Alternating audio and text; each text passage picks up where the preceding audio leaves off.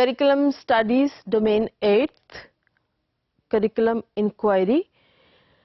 Curriculum inquiry और research को synonymously इस्तेमाल किया जा सकता है, यानी हम रिसर्च और इंक्वायरी को इक्वेट कर सकते हैं, लेकिन करिकुलम इंक्वायरी जनरली एक ब्रॉडर टर्म में इस्तेमाल की जाती है और रिसर्च को नैरो टर्म में इस्तेमाल किया जाता है.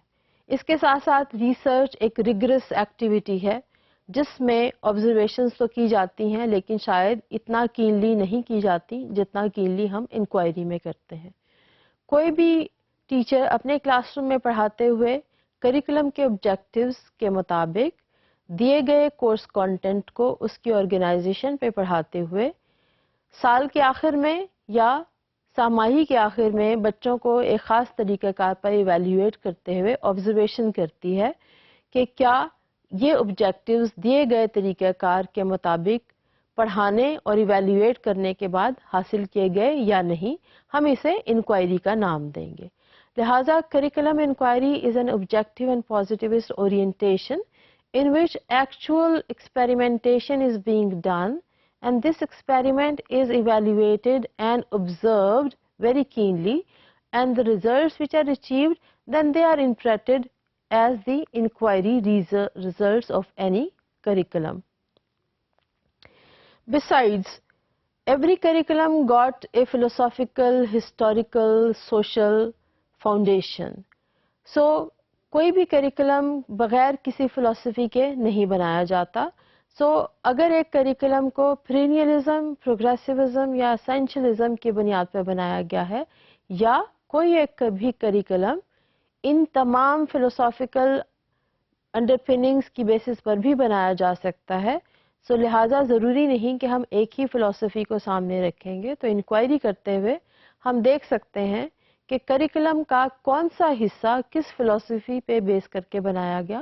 बिल्कुल इसी तरह से हिस्टोरिकल पर्सपेक्टिव क्या था जिसमें ये करिकुलम बना.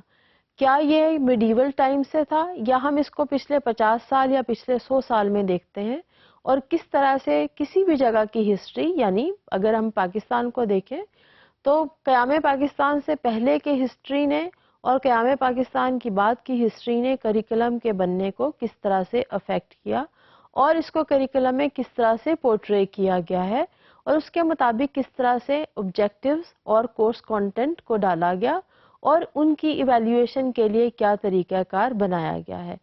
इन तमाम चीज़ों को हम करिकुलम इंक्वायरी में स्टडी करते हैं. और बड़ी अहम बात यह है कि हम करिकुलम को इंक्वायरी करते हुए हम इसको बहुत कीनली ऑब्जर्व करते हैं. पर्पस सही या गलत का तसव्वुर देना नहीं, पर्पस ये है कि हमें ये मालूम हो सके कि जो करिकुलम प्रपोज किया गया है या जो हम क्लासरूम्स में पढ़ा रहे हैं और जिसको असातिज़ा ने अपने ऑब्जेक्टिव्स की अचीवमेंट के लिए इस्तेमाल करना है और जिसके बुनियाद पर हमारे बच्चों ने दर्जा ब दर्जा आगे जाना है, तो हमें ये मालूम होना चाहिए कि करिकुलम इंक्वायरी अगर हम करेंगे तो हमें किन किन चीज़ों को सामने रखना पड़ेगा.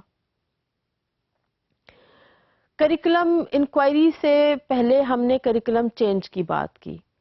जब तक हम करिकुलम इंक्वायरी नहीं करेंगे हम ना तो करिकुलम में चेंज ला सकते हैं, और जब तक हम करिकुलम को इवैल्यूएट नहीं करेंगे तो हमें ये मालूम नहीं पड़ेगा कि हमने किस किस्म की तब्दीली और कहाँ ये तब्दीली लानी है.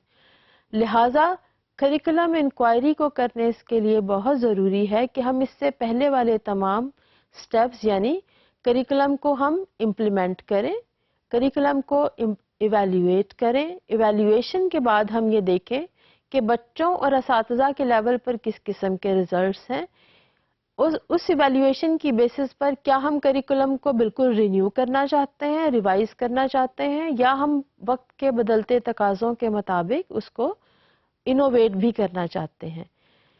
इन तमाम स्टेप्स से गुजरने के बाद फिर हम बात करते हैं कि हाँ, अब हमें करिकुलम में ये तब्दीली कर देनी चाहिए.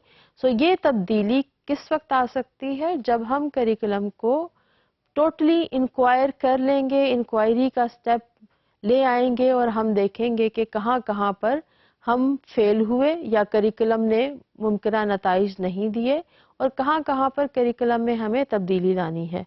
लिहाजा In the field of curriculum, none of its dimensions could proceed without the inquiry that precedes, accomplishes, and reflects upon the action which are taken before the curriculum change.